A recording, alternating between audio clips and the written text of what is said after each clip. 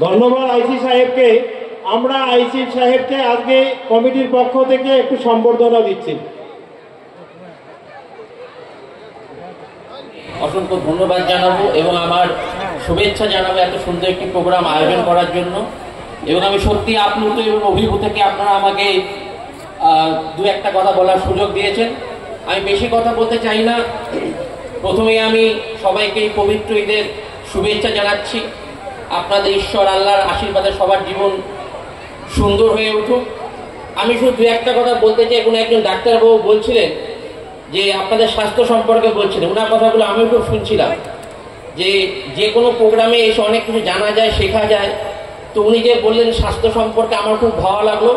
আপনারা ওনার যে কয়েকটা কথা বলছেন আপনার প্রত্যেকের জীবনে রাখবেন, কারণ আমরা সবাই চাই সবাই সুখে থাকুক, শান্তিতে থাকুক। আপনারা জানেন পশ্চিমবঙ্গ সরকার, আমার মাননীয় মুখ্যমন্ত্রী সবসময় বলে একটাই কথা যে ধর্ম যার যা উৎসব সবার। তো সবার মধ্যে আমরাও এসে আনন্দিত এবং আপ্লুত হয়েছি।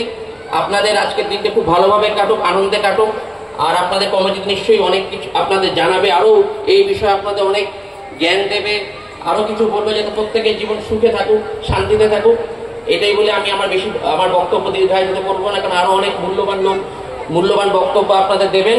ধন্যবাদ প্রত্যেকেই, নমস্কার। এবং আপনাদের আবার বলছি ঈদ মোবারক প্রত্যেককে। ধন্যবাদ আইসি সাহেবকে।